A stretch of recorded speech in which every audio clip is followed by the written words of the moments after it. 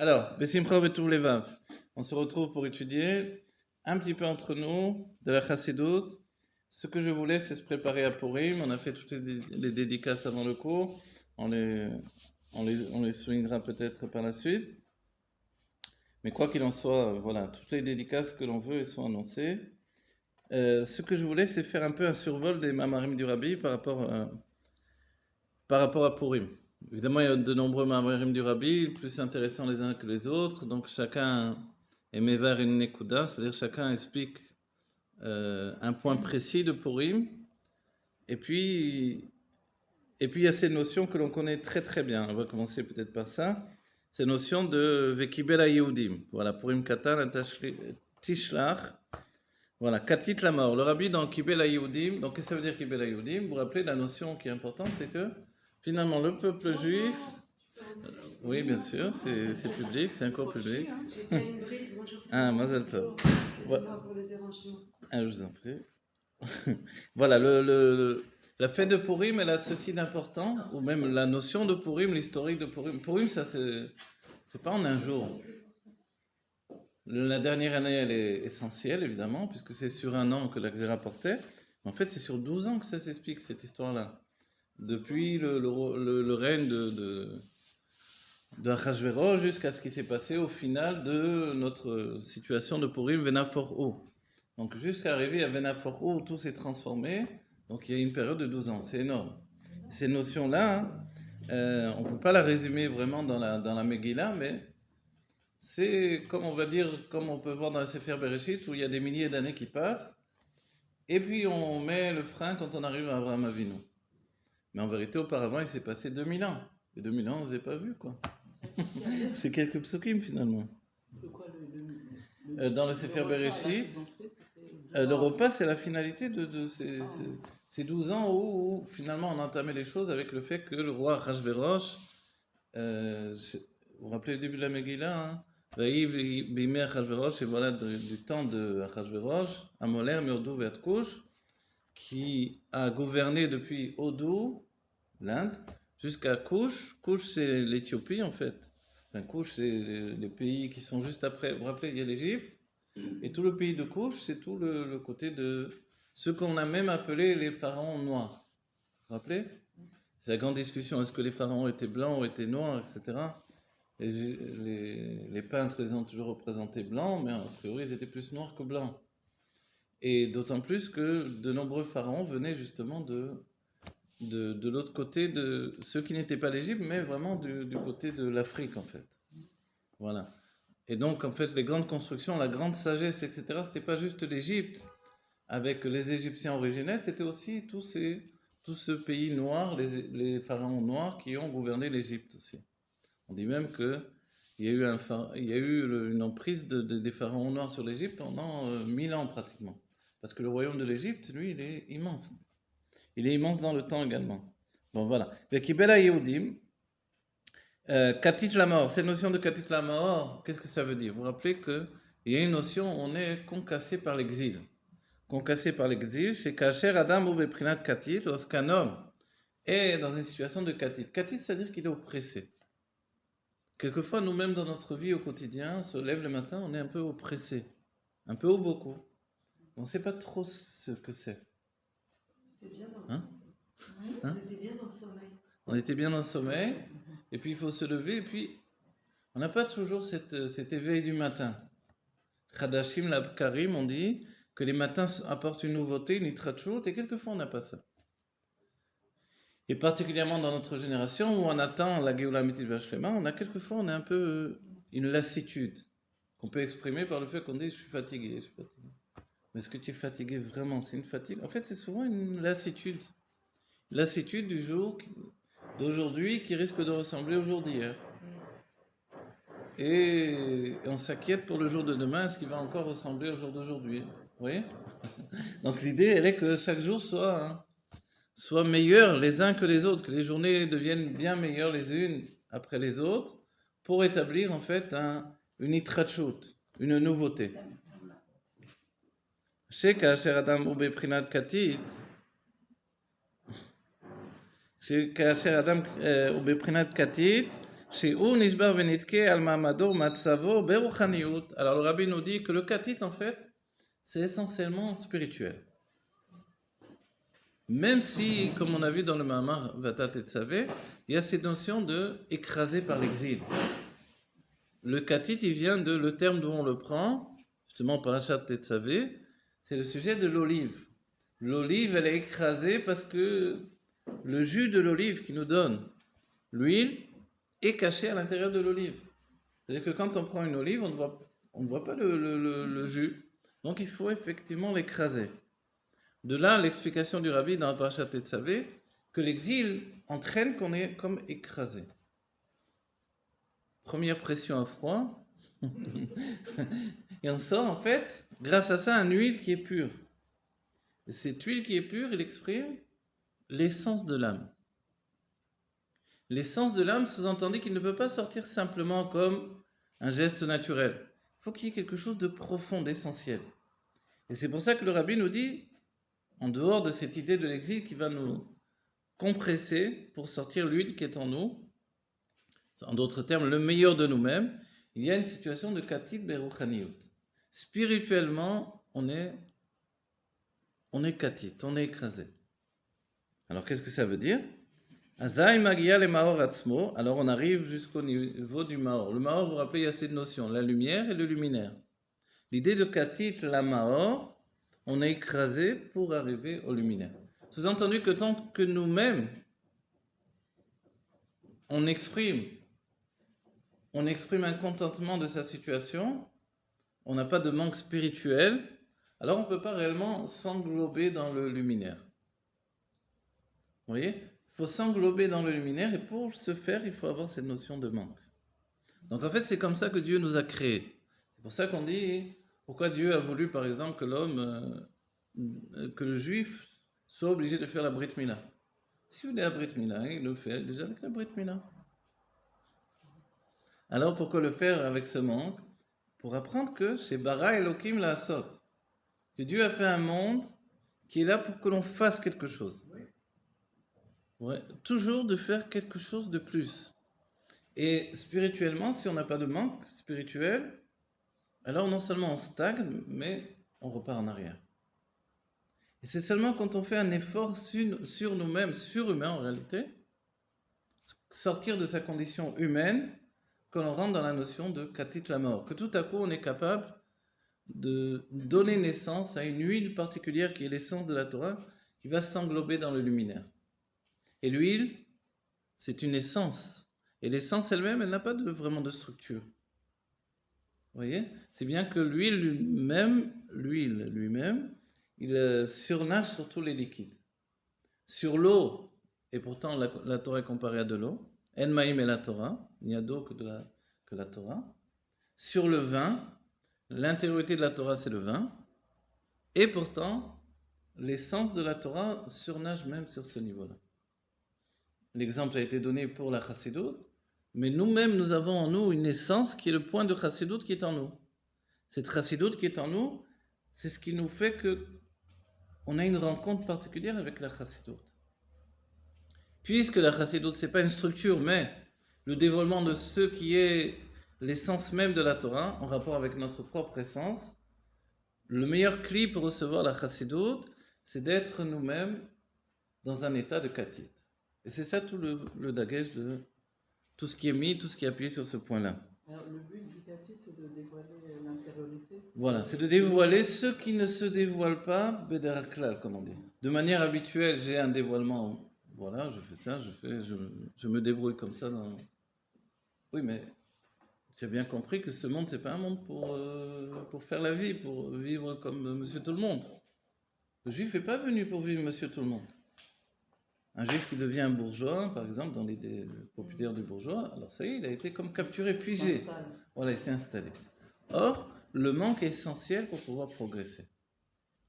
On voit les grands tzadikim, quand on voit la vie des grands tzadikim, ils faisaient des efforts terribles. Ils étudiaient jusqu'au bout de leur force tout le temps.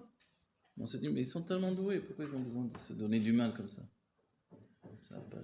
C'est le seul moyen. En fait, c'est parce que le katit, oui, c'est le seul moyen d'arriver à quelque chose de véritable. de l'argish, de s'englober, de ressentir le mort. C'est quoi les catites, c'est des problèmes? Non, non, le katit, non, voilà. C'est pour ça qu'on a dit, le rabbi ici, il dit Beruchaniyut. On va continuer, on va voir, regardez. Au bitul ze poel gam ala maase bepoal. Quand on a un bitul en nous, spirituel, une soumission en nous, dans notre âme, la soumission elle est provoquée par cette sensation de manque, alors ça agit également dans l'action concrète. Chez Eno mitpael meshinuim. Be'avodato i beshlemut bechol chiluke ofane avoda. C'est-à-dire que de toutes les manières, de tout ce que je vais faire, j'ai une sorte de shlemut, de perfection qui s'installe dans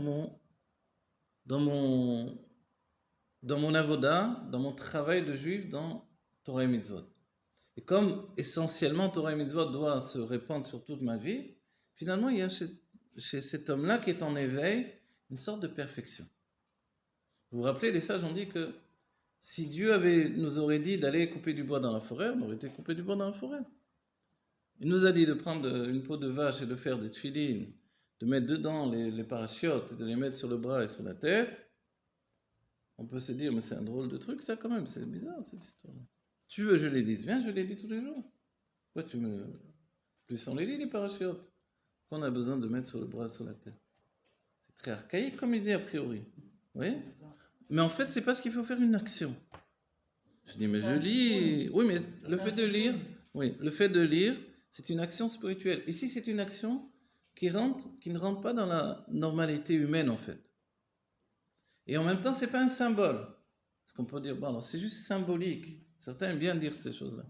C'est symbolique, comme vous partagez le pain azim, appelez ça. Enfin, non, c'est pas symbolique, c'est une action concrète que Dieu a ordonnée. C'est vrai qu'on comprend pas. On a beau étudier les tefilines, on sait que c'est pour avoir sur nous le Shema Israël, pour l'Achnia, pour soumettre l'intellect et le cœur, le cerveau et le cœur, qui soient en fait dans cette notion de ne pas être esclave du monde, en étant un serviteur de Dieu. On a beau étudier ça, c'est pas pour ça que je comprends quand même. J'ai une compréhension là, mais cette compréhension me dit toujours pas, est-ce que pour ça j'ai vraiment besoin de le mettre sur le bras? Ça rentre dans mon cœur. Vous voyez? Il y avait le Rabbi Rachab, il avait un chassid qui était shochet, qui était sans shochet. Et un jour, il a vu, le jour du Shabbat, pendant la prière, vous savez, on dit, tous les jours dans la prière, on dit Yotzer Or ou Boré Chosher. Yotzer Or, on met la main sur les tefilines du bras, évidemment pas les femmes, mais les hommes, puisqu'on a... Et Boré Chosher, la main sur les tefilines de la tête. Vous voyez, c'est peut-être comme ça, les goïms, ils ont copié les chrétiens. Comme ils n'ont pas de tefilines, ils font...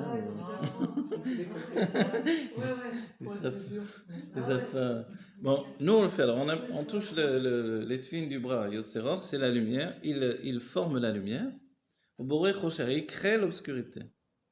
Comme les tefilines de la tête, c'est en relation avec Chokhmah et Bina, avec l'intellect, et la profondeur de l'intellect, c'est vraiment quelque chose qu'on ne cerne pas. Et les tefilines du bras, c'est les sentiments, donc c'est quelque chose d'éclairé. Donc voilà la notion. Et le chassid du Rabbi Rachab, qui était son shochet, le Rabbi Rachab voit que le jour du Shabbat, il a fait ça. Il n'avait pas les tefilines.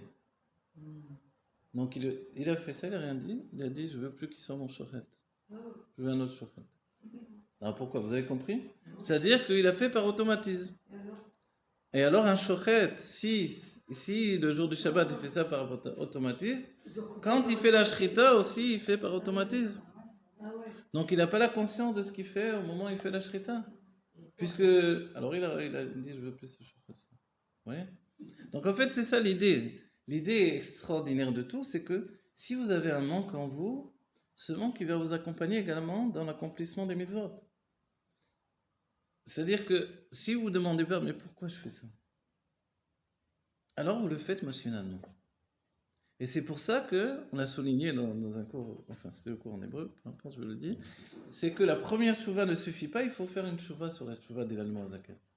La première tchouva qu'on a fait dans notre vie nous accompagne à un certain moment, plusieurs années, et puis à un moment on a un retour, béché là, comme on dit. on a une remise en question telle que plus rien ne nous intéresse dans la Vodat Hashem. Alors, dit l'Admorazaken, on fait une seconde chouva beaucoup plus puissante. La première de l'ordre de la malchoute, des sentiments de l'action. La seconde, elle est de l'ordre de tchouva ila.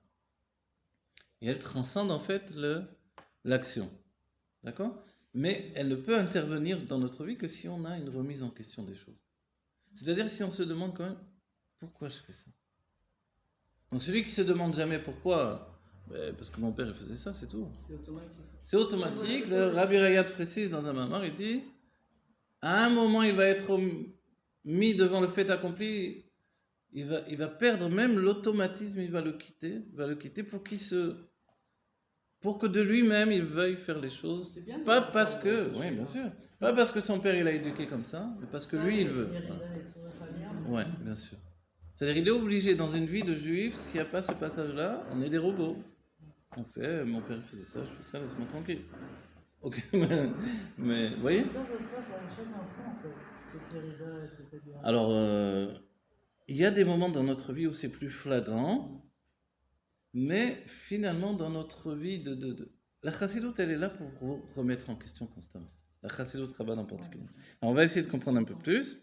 Alors là, vous voyez ce qu'on fait là, c'est pas vraiment rentrer dans le Mahamar, dans le texte, c'est dans le Kitsour du Mahamar. Du coup, c'est l'idée de voir un peu plus les notions générales.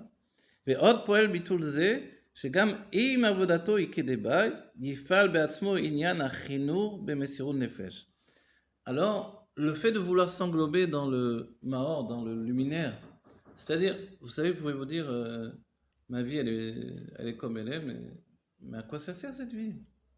Si Dieu ne se dévoile pas. Alors, on te dit, mais tu as Torah et Mitzvot pour te rapprocher de Dieu. Alors, je me cherche comment par Torah et Mitzvot, je peux vraiment me rapprocher de Dieu. Et des fois, je vois que si je ne mets pas le frein, je suis un... Enroulé.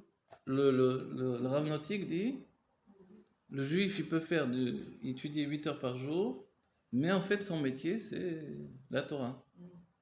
Et après, il fait autre chose. Donc, on ne peut pas faire les choses comme ça et vivre les choses comme ça. C'est-à-dire, je fais Birkat Amazon. Est-ce que j'ai compris que dans le Birkat Amazon, il est écrit que je ne vais jamais manquer de nourriture, etc. Alors, quand je ne m'arrête pas pour lire ça, que je ne me mets pas en condition pour lire ce qu'il y a là, et que je n'ai pas la foi que quand je lis ça vraiment, je fais une prière à Dieu pour que jamais, jamais, jamais j'ai un manque de nourriture dans ma maison, etc. Malgré tout, malgré les guerres, malgré ci et ça que Dieu préserve. C'est une constatation, non? En fait, non, c'est les deux, voilà. Ça doit être une prière. Là. Le Birkat Amazon, c'est une prière. Shelo yersar lanu leolam vaed. Et qui ne nous manque jamais. Donc en fait, il y a un, constatation, parce qu'on vient de manger, deux, prière. On sait que ça va Voilà. être. Et c'est, ouais, voilà. Ça va être des poils, quoi. Vous savez, on dit... À l'instant et toujours. Ouais. Il y a un truc, un minag des Sfaradim, quand ils font le motzi, ils font potier et yadecha masbiya lechol chayatza. Ça veut dire ouvre tes mains et rassasie-moi de. Alors, le vrai sens c'est de ratson. Mais il le pense souvent au premier degré, donne-moi ce que je reçois. Mais on dit a priori, mais si tu as déjà le repas devant toi, pourquoi tu fais ça? Parce qu'en fait, le monde est recréé à chaque instant. Donc Dieu a recréé les choses comme ça, et puis voilà quoi.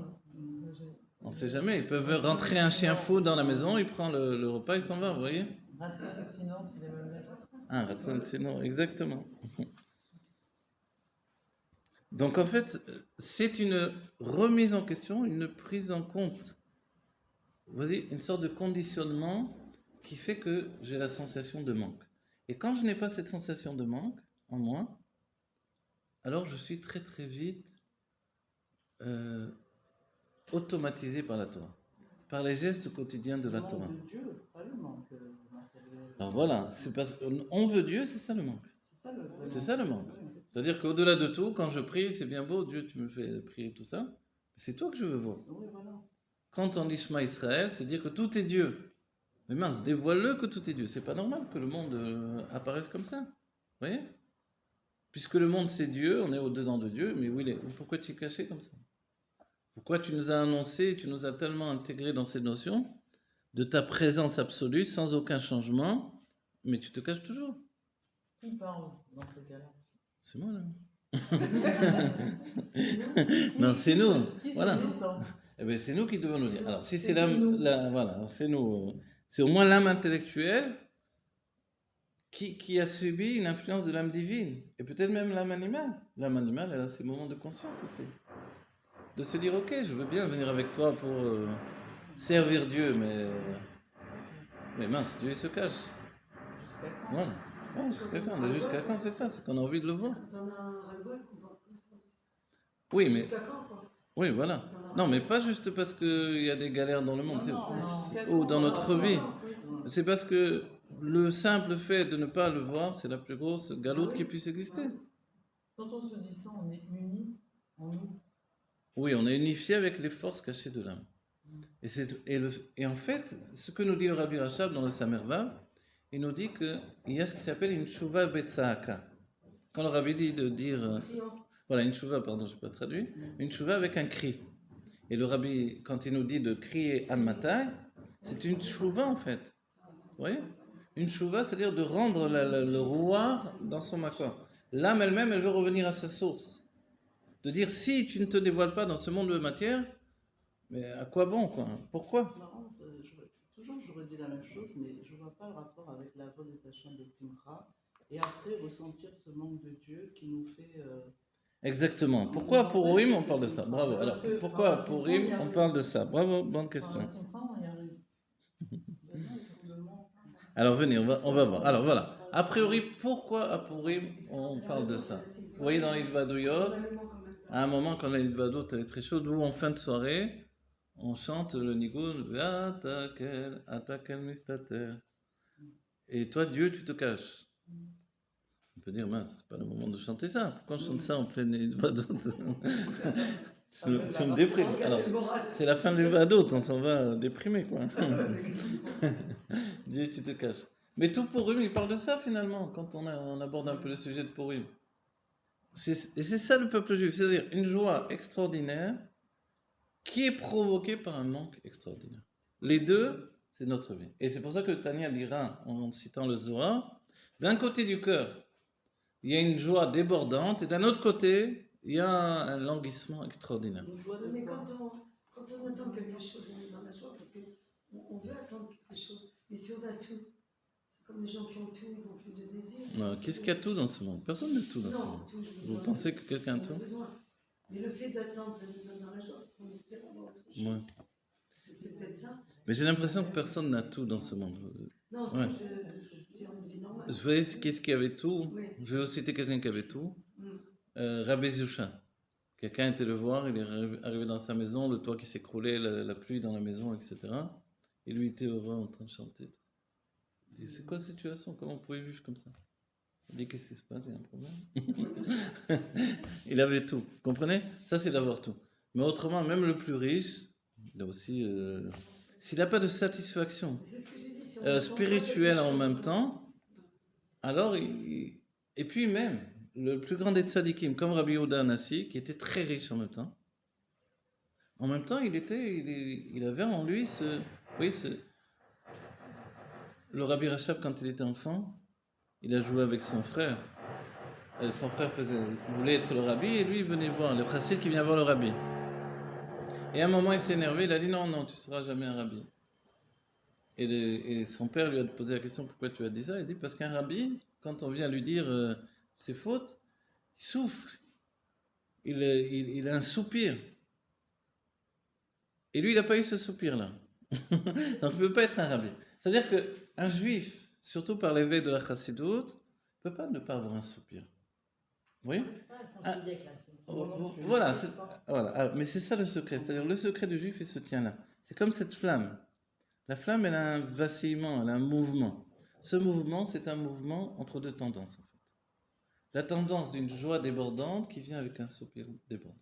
C'est seulement dans la Géoula Ametit Vashlema où la joie va être totalement jetée, avancée, et va se confondre avec le plaisir, où finalement il n'y aura plus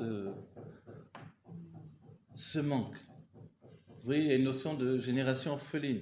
La vraie notion de génération orpheline que l'on cite dans la Chassidut, c'est cette notion de manque de Elokut. Comment Dieu qui est tout, il n'est pas là? Oui, c'est-à-dire que tous ces livres-là vous donnent une soif de Dieu terrible finalement. Et cette soif de Dieu terrible, elle n'est jamais assouvie, compte tenu que vous ne voyez pas Dieu. Il faut être l'Admorazaken pour voir Dieu en dessous de l'arbre qui le recrée à chaque instant. Mais les autres personnes ne font que grandir la soif, vous voyez, comme celui qui boit, qui est alcoolique, plus il boit, plus il a soif, et plus il Oui, boit. mais Plus reste pas Dieu. Quel rapport avec la joie? Alors voilà, quel rapport? Bon, bravo, belle Si question. Si on se rend compte que ce manque, il fait en sorte qu'on puisse justement s'approcher de Dieu encore plus, alors ça nous donne de la joie. Non? Oui, oui, mais c'est ça l'idée, c'est ça le principe. Mais attendez, on va voir. Bravo. J'attends Alors, quelque chose. quel rapport avec la joie? Bonne question. D'accord. Avec Kibel Ayoudim, on nous dit Katit la mort, etc. Amman Beuchaniout. Ok. Alors on va dire, ok, mais quel rapport avec Purim et la joie de Purim? Va quoi la Vodazo? Attendez, j'ai sauté quelque chose. Voilà. Alors il nous dit que tout ce manque, lui, va nous permettre d'agir dans un sujet de Messirun Nefesh. On va avoir un. Comment on dit en français Messirun Nefesh? J'ai oublié. Le don de soi. Ah ouais, un don de soi exceptionnel dans le service de Dieu. C'est-à-dire le don de soi, c'est que quand on fait une chose, on la fait véritablement. C'est ça. Parce qu'on peut très bien le faire. Mais comme ça fait déjà des siècles, et même nous dans notre petite vie, ça fait 20 ans, ça fait 30 ans, ça fait, je sais pas, chacun sa vie, ou 50 ans, ou 60 ans, que je fais les mêmes choses. Tu me redemandes encore de recommencer. On est ras-le-bol. Oui. Pourquoi je fais ça? À quoi ça sert?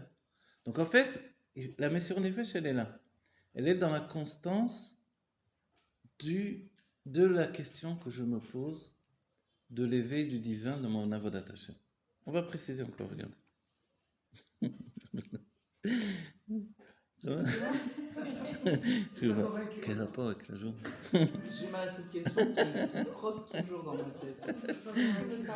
J'aurais la réponse. Ok. Va quoi la vodazo? Alors, attendez, encore une phrase. En chinour atzmo ve'en chinour תינוקו של בית רבן כפשוטו, שעל ידי זה נעשה להשווית אויב ומתנקם. En fait, le rabbi, ce qu'il nous dit d'extraordinaire, c'est que par rapport au fait que l'on éduque les enfants dans cette Messirun Nefesh, dans Torah et Mitzvot, alors c'est quelque chose qui se transmet dans un tel niveau que l'on va réussir à repousser tous les ennemis. Aïe. Tous les ennemis vont être repoussés par le fait de la Messirun Nefesh du juif, et cette Messirun Nefesh, ce don de soi que l'on va transmettre aux enfants, au Tinokot chez le Bet Rabban. Vous avez déjà vu les jeunes Chabad, les Tamim? Les Tamim, c'est du feu. Ils ont une telle. Mais de l'autre côté aussi, les Lituaniens, les jeunes Lituaniens, c'est du feu. On voit que c'est l'âge en fait. Dans l'adolescence, il y a ce côté-là enflammé, etc. Voilà, fougueux. Mais l'idée, alors, on va dire, bon, là-bas aussi, ils sont enflammés, c'est vrai. Oui, mais ils n'ont peut-être pas le même enflammement pour la même raison, en fait. L'idée du Rabbi Rachab, ça a été, je ne veux pas faire des Talmidei Chachamim. Là-bas, ils sont enflammés pour dire, je vais être le plus savant, je vais tout connaître, etc. Et les Tamim, c'est pas ça. Ils ne veulent même pas faire étalage de leur connaissance. Il y avait un massé, j'étais à la choule, pas maintenant, mais une certaine fois. Je crois que c'était la veille de Purim, justement. Et il y avait des chassidim, des jeunes chassidim, ils discutaient entre eux à la fin de la prière. Et là, il a demandé, où il est, je sais pas, Mendel, il est pas venu aujourd'hui? Et il y en a un autre, il dit, non, il vient d'avoir la smicha, il vient de recevoir son diplôme de Rav. Et l'autre, il dit, alors, pourquoi? À cause de ça, il vient pas? Et il y en a un autre qui dit, oui, il est devant le miroir en train de regarder la différence entre hier et aujourd'hui. Voilà. En fait, bon, c'est pour rigoler. Hein. Allez, c'est-à-dire que vous devez comprendre que c'est ça, se prendre, c'est-à-dire dans la Chassidut Rabbah, on s'en fiche, fais-le parce qu'il y a des besoins, mais c'est tout. C'est pas ceux qui ont passé la smicha, c'est des raves. Ils sont raves, ils ont une théouda, mais ça peut être qu'ils sont des rabbanis maintenant qu'ils agissent. En fait, alors c'est quoi l'idée? C'est un cli pour commencer. Et maintenant, c'est l'investissement qui va faire la différence des uns et des autres. והכל העבודה זו הוא ואתה תצווה, משה שבכל אחד ואחד מישראל המחבר את שורש הנשמה עם הנשמה מלובשת בגוף ועם נפש הבעמית וחלקו בעולם. C'est par le ואתה ותצווה, ça c'est un moment de Purim aussi, que quand Moshe nous ordonne finalement de prendre de l'huile et d'apporter le katit la mort. Alors on va dire nous, en quoi ça nous regarde cette histoire-là? Et le Rabbi précise en fait que c'est le Moshe Rabbeinu de toutes les générations, qui nous a à nouveau ordonné des choses, même des choses nouvelles qu'on ne faisait pas précédemment, et qui nous a donné un éveil particulier par rapport au fait de recevoir Mashiach. En fait, Moshe Rabbeinu, quand il nous ordonne, il fait une sorte de lien entre son âme et la nôtre. Et de ce fait-là, en fait, il épanche vers nous un éveil de Messirut Nefesh que l'on n'avait pas naturellement. À nouveau, on va dire, mais bon, d'accord, mais est-ce que ça nous rend heureux? Le Rabbi a précisé que ça touche le Moshe Rabbeinu de Kol Echad Ve'echad Misraël. Vous avez compris ça? C'est-à-dire qu'en nous, nous avons un Moshe Rabbeinu. Le ma de la Neshama, c'est le Moshe Rabbeinu qui est en nous. C'est l'éveil au Mashiach également. C'est ce que Moshe vient éveiller en nous. Du coup, quand Moshe est ordonné d'apporter l'huile, qui est l'huile en fait du Mashiach, l'huile d'onction comme on dit, cette huile-là ne vient que par le Messirut Nefesh totalement. En fait, nous-mêmes, on le possède en nous. On a une part de Moshe en nous qui fait qu'on est en connexion avec ce point-là. Et alors,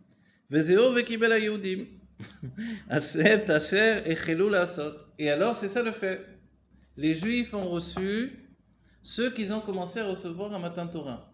Ça vous a jamais intrigué cette expression-là? Les Juifs à Purim ont reçu la Torah qu'ils avaient commencé à recevoir à Matan Torah. On va dire, mais en quoi ils ont reçu la Torah? Avec ces siècles qui sont passés, et puis à Matan Torah, c'était des âmes très élevées. Quel rapport? Même si à Matan Torah, ils étaient dans une élévation extraordinaire. Et c'est là le point précis. C'était juste un don qui venait d'en haut. D'un certain point de vue, c'est comme si on n'avait pas demandé au Tarton qu'est-ce qu'il en pensait réellement. C'est-à-dire que le monde en bas n'avait pas reçu la question. Est-ce que tu veux recevoir la Torah? Est-ce que tu es prêt? Est-ce que si? Est-ce que là? Et plus que ça, on va dire. Mais si moi je viens te proposer, c'est déjà une chose. Parce qu'on nous a dit qu'on nous a proposé la Torah.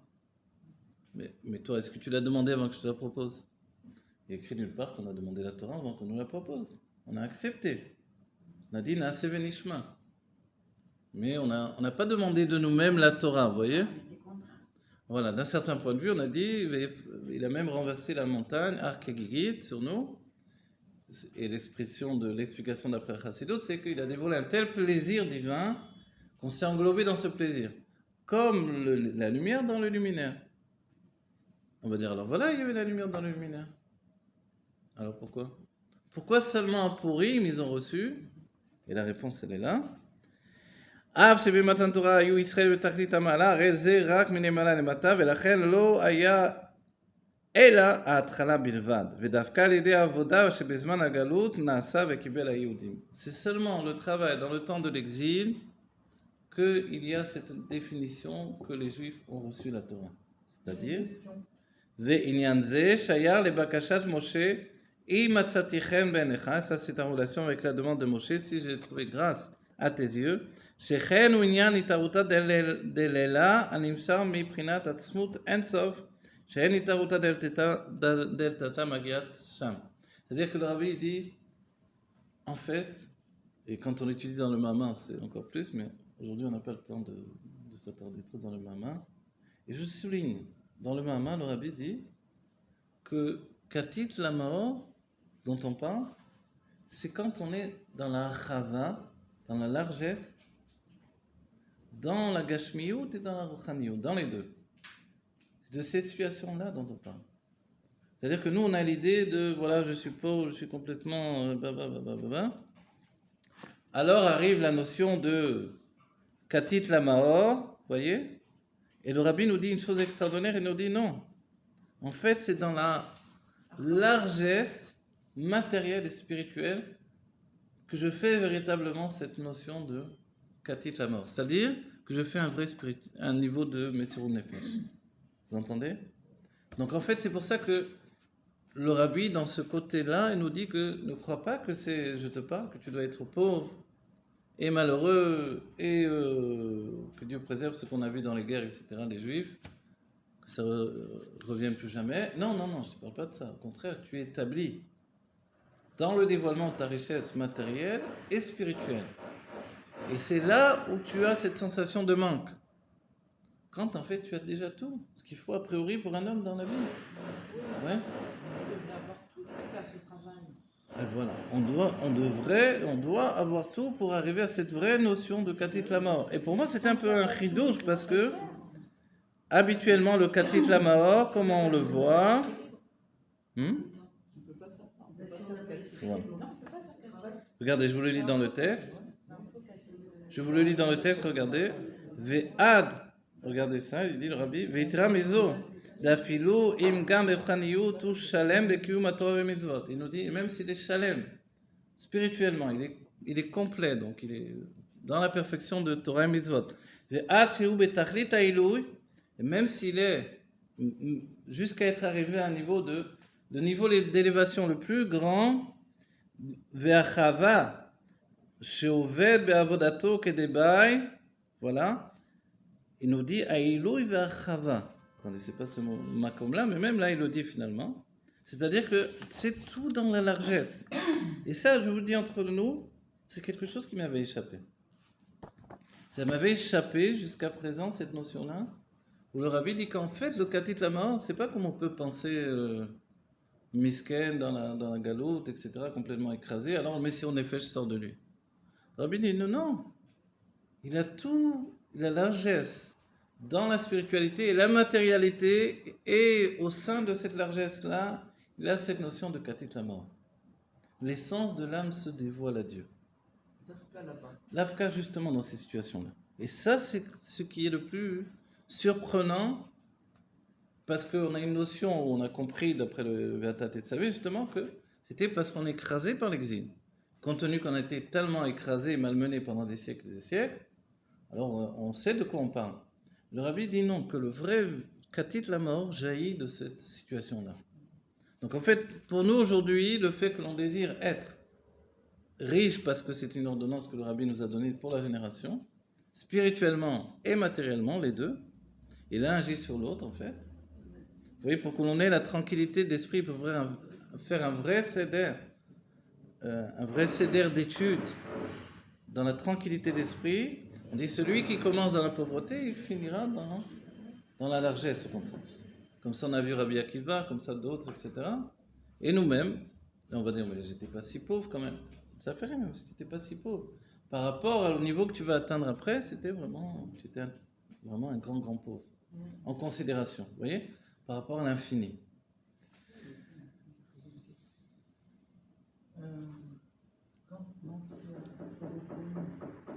Quand on a accepté au début, c'était l'âme qui a accepté.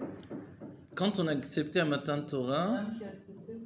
non, en fait, précisément, le don de Matan Torah, c'est le don de l'âme juive. Voilà. Le don de l'âme juive qui est enfermé sous Déokor. Voilà. Et à Purim, c'est le corps et l'âme animale, la situation d'en bas qui va choisir Dieu. Parce qu'on a été honnête pendant un an, Messirut Nefesh, voilà, il va le souligner encore. Donc ça, c'est un premier mamar qu'on a vu. Le Rabbi finit avec le fait qu'il dit que qu'est-ce qu'on éveille en fait? On éveille un niveau d'éveil divin qui ne peut pas être atteint par le travail que l'on fait ici-bas. C'est-à-dire que compte tenu qu'on s'éveille tout à coup dans un niveau sans comparaison avec la situation où on se trouve, on éveille de ce fait-là un niveau divin qui n'est pas en relation avec ce que l'on peut éveiller nous-mêmes par notre demande vers le haut. En faisant quoi en éveil? En faisant quoi?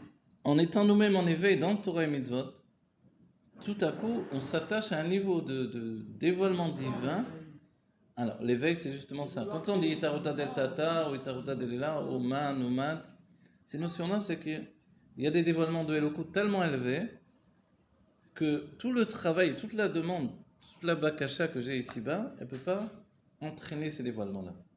Et pourtant, c'est de ça dont on parle. C'est-à-dire que la lumière de Matan Torah qui s'est dévoilée pour le peuple juif n'avait pas été donnée encore jusqu'au moment de Purim. À Purim, ça se fait. À Purim, ça s'est fait parce que les Juifs étaient Betachlit. À Shiflut, ils étaient dans un niveau très très bas. C'était plus du tout les grandes âmes qu'il y avait auparavant. Ils n'étaient pas dans les miracles, etc. Ils étaient soumis à un roi imbécile et cruel. Oui. Plus imbécile que cruel, plus idiot que cruel en réalité. Puisque ne serait-ce que sa femme ne l'écoute pas, il l'a fait tuer. Parce qu'on lui donne conseil, alors toutes les femmes du royaume ne veulent pas écouter leur mari, ne peuvent pas laisser faire ça.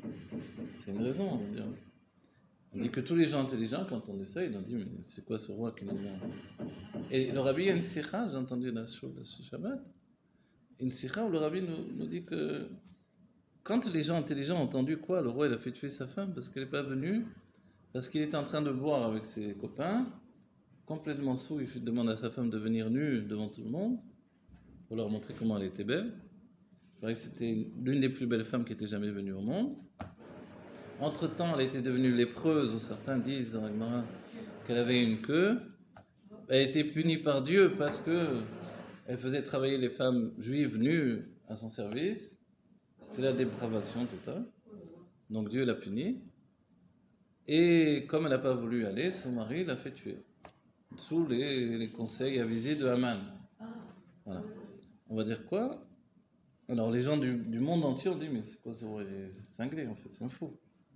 Donc en fait, le rabbi nous dit, quand ensuite il a annoncé qu'il fallait tuer les juifs de se préparer une année entière pour tuer les juifs précisément, les gens ils n'ont pas pris vraiment au sérieux. Ils ont dit, maintenant il nous dit ça, va savoir, demain il nous dit peut-être le contraire. Et nous on va se retrouver engagés dans ce qu'il dit, et après il va nous tuer comme il a tué sa femme lui-même. En fait, le rabbi dit, grâce à parce qu'on dit, la question que le rabbi pose, c'est de nous dire, qu'est-ce qu'on s'en fiche de ces histoires-là C'est ça ce qu'on raconte aux enfants, l'histoire d'un roi qui se saoule et qui parle de femmes, de la beauté des femmes. On est un peuple kadosh, on s'en fiche de ces histoires-là de Goïm là. Hein? Qu'est-ce qu'on en a fait nous de ça? Mais, alors pourquoi on le raconte? Parce qu'en fait, de là découle le miracle de Purim en fait. Les choses sont en train de se préparer. C'est-à-dire que le monde entier, quand il a entendu le décret contre le peuple juif, et un an pour se préparer à ce décret-là, les gens, alors, ils auraient dû devenir de plus en plus violents avec les juifs, comme ça s'est passé à l'époque en Allemagne, etc. Et là, ça n'a pas été le cas. Parce qu'il a tué sa femme. Voilà. Parce qu'il a tué sa femme d'une manière tellement imbécile Les gens, ils ont dit, mais pourquoi la reine vient nue devant... Qu'est-ce que c'est ces bêtises-là? Parce qu'il boit. Et il a fait tuer pour ça. Alors les gens, ils ont dit, c'est un fou, ce roi. La même chose, quand il a donné cet ordre-là, ils ont dit, attention, ne vous jetez pas à faire ce qu'il dit, parce que... Ouais. Oui. Voilà. Donc en fait, Dieu a préparé le terrain avec la folie de ce monde-là. Avec la folie d'un roi qui est versatile, comme on dit. On prépare le terrain maintenant. Voilà, on prépare le terrain pour la venue de Mashiach et le fait que les Poutim, on ressent, c'est vrai, dans notre époque, c'est comme un roi. C'est la notion de roi qui revient. Un dictateur, donc il annonce lui-même un roi faux et le monde est rentré dans une nouvelle situation de renversement en fait. Alors, וקיבל היהודים פורים תש"י והמצוות של אחרי מתן תורה ישנם גימל עניינים. Donc il y a eu plusieurs fois les mamarim des Rébim, les Rébim ont traité ce sujet-là parce que c'est assez mystérieux en soi et parce que ça éveille beaucoup de questions. Pourquoi וקיבל היהודים מה שהם החלו לעשות tout à coup à Purim, des siècles après on reçoit finalement la Torah. C'est-à-dire que finalement la Torah vient d'en bas. Quand le peuple juif pendant un an a décidé de rester Bemesirun Nefesh, celui qui disait je ne suis pas juif, C'est bon, laissez tranquille. Il n'avait pas sur lui cette pression de savoir que un jour précis de l'année, on va me tuer, avec tous les autres juifs. Vous imaginez un truc comme ça? On annonce à l'avance, et puis il y a des lettres de partout, il y a des édits, on colle sur les murs, etc. Vous marchez dans la rue, vous voyez, etc. Comment c'est possible? On prépare à l'avance un massacre comme ça?